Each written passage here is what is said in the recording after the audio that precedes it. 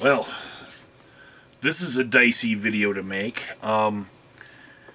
Please do not misunderstand any title that I put on this video as me saying that I have a girlfriend with borderline personality disorder. I don't. Not that it would be a bad thing. I'm just saying I'm not talking about my own life. So, a friend of mine said to me in a instant message, he said, "So if you make a video about this, please leave out all of my identity. I've been dating a girl who's been awesome for a couple weeks, and she recently let me know before we got serious that she has borderline personality disorder, and that she's done intensive treatment for it and graduated, and she still receives counseling. I know very little about BPD. What are your thoughts? I'm trying to get as many informed opinions as I can about it." And I told him that I needed to get some sleep, but when I woke up, I would oblige him with a video. But, keep all of his identifying information out.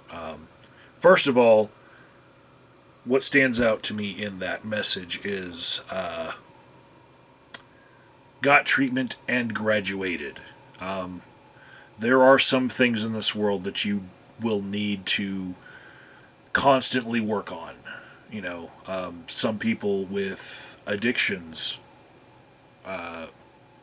for example, will consider themselves to always be an addict for their entire life and always have to stay one step ahead of the wolf inside of them that wants to gobble up everything that is sweet in the world.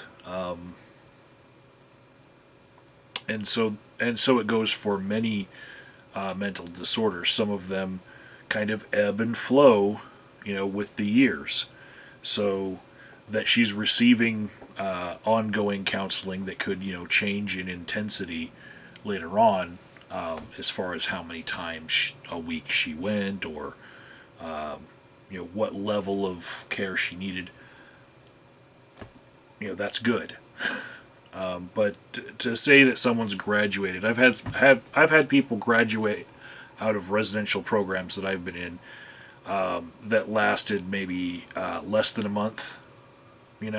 I've been in programs that were like 3-week intensive programs, and like 2-month intensive programs, and when they graduate, they present that to their loved ones as, a marker that they've changed. And that's something that you really have to be skeptical of, because, well, you have to look out for people using that as like, well, now you don't have to be on the lookout for me. Yes, you still do. If you have somebody with one of these mental disorders in your family, in your relationship, you really do still have to stay vigilant. No matter what they've graduated from. That being said, I like to tell people this very basic thing all the time. Everybody's crazy. Some people just get caught. All right? So, like, I don't discriminate against people for having a diagnosis to their mental disorder or getting treatment for it, at all. But I will tell you that there are some mental disorders, diagnosed or not, that are more debilitating to your life than others. BPD being one of those. I liken it, if you're going to take it on a scale of like what a mental disorder would be like the equivalent of in the real world, BPD is like dating somebody who has one leg. It's going to affect everywhere that you would take somebody who would have one leg. Like if you want to take them to an amusement park, they're going to be, slower to getting to each thing. If you have somebody with a personality disorder like that, it's going to creep up into little interactions here and there. It's going to color some of the events of your life. And you're going to have to look back on those and say, hey, remember when this little blow up happened and we had to get through that, you know? It really is, at times, that high on the equivalency scale, like from mental disorders to physical disorders, like how much it's going to affect your life. It is that bad. And would you be the person who would discriminate against somebody who you might be wanting to date if they were, missing a leg? Would you be able to handle the amount of care that you'd have to do extra for somebody for their, for the remainder of their life if they were that disabled? I believe this friend of mine is capable of that level of care, but it's not as simple as like physical impairments. It's physical impediments to like the daily lifestyle. There are things that you will have to keep in mind when dealing with somebody with borderline personality disorder. And it's not as simple as just looking it up in the DSM and looking up the criteria of like what this disorder would entail in someone's life.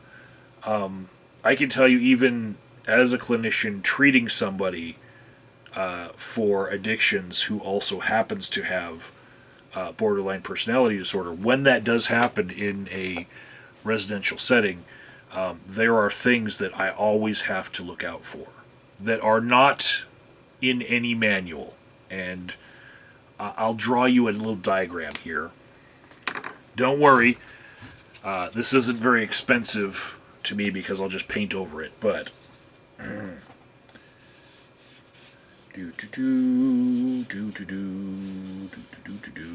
is going to be a very crude example.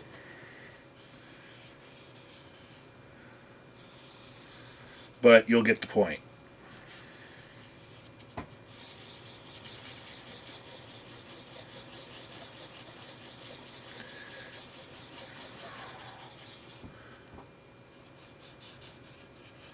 Okay, this is what I call the black sheep of the family syndrome. Part of the it's part of what I see with borderline personality disorder. You'll see one central sheep and a circle of friends around them. And one of those friends will be the black sheep. This central sheep is the one with the borderline personality disorder, right? All of these circle of friends together will actually become closer knit because this one central sheep will talk shit about the black sheep. Okay? Whoever it is, it doesn't really matter how they were selected.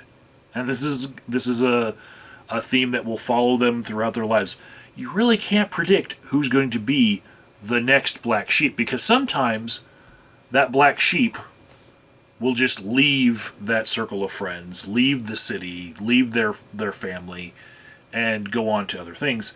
And so this right here, a borderline person without a black sheep, is like how nature abhors a vacuum. Another black sheep will pop up in the circle of friends of a borderline personality person. The person that they all circle around to hate, right? Now, it's coming from that central person who decides who is that black sheep, right? And it's rooted in their own insecurities of abandonment, the reasons why they do it. It doesn't matter why they're doing it if you're trying to deal with it in the moment. You have to recognize that this person is getting picked on constantly because of the person with borderline. And all of these other people's opinions are being swayed against this person because of the people with the borderline personality disorder. See what I'm saying? they will circle the wagons around one central person. And when that person is no longer good enough for the purposes of this relationship's stability, they'll find another one. Right? And that is a cycle that will present itself again and again and again in their lives. But you have to recognize it when it happens. When you have a family get together, you have to, if you're going to allow this person into your family, you have to be on the lookout for them stigmatizing one person to the point where everyone else starts to think the same thing about them. It's very much like the game show of Survivor, in a way. But that being one diagram that I'll put out there, it's not something you're going to learn in manuals, right? Here's the other thing that I know about borderline personality disorder. A lot of people get confused about it because of the name. It's a confusing name for the disorder.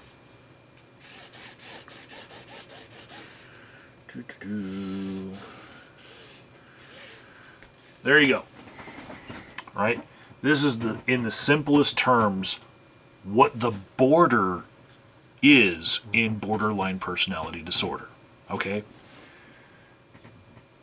The person with BPD lives within this box, right?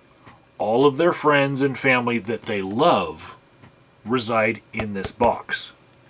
Everyone that they hate is outside the box, right? So, crossing this border right here is the most difficult thing in the world when you're dealing with someone with BPD.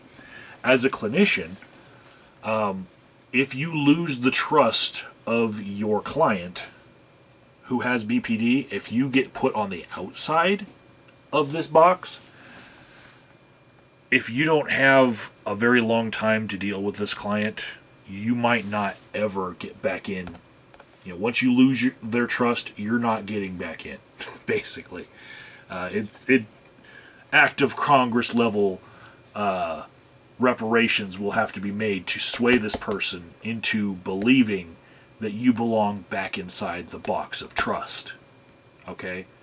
Now, everyone who's still in that box of trust, they're going to hear things from the person with BPD about the people outside of the box, trying to sway their opinion about the person outside the box. And they might roll their eyes and not be swayed. But if they are too vocal about their disagreement about that person being placed outside the border, then they risk themselves being placed outside the border. Because it's very easy to lose the trust of the person with BPD. Right? Very, very simple figure, right, that explains why borderline is called borderline, right? Because it does get confused with a lot of other mental maladies. And so those are my thoughts on it. If you feel like you can deal with that in your life, and this person is more self-aware and going to therapy and trying to deal with it themselves, and you feel like that's enough of an effort on their part, and you feel like that's the kind of crazy that you can deal with in your life, go for it. Life is not about finding the perfect person. Relationship-wise, life is about finding the person who's crazy you can deal with. So, if you love her and it's not creating that much of a problem in your life, you have my blessing. Just be on the lookout for the things that I warned you about. And when they happen, try not to find yourself outside the box of trust.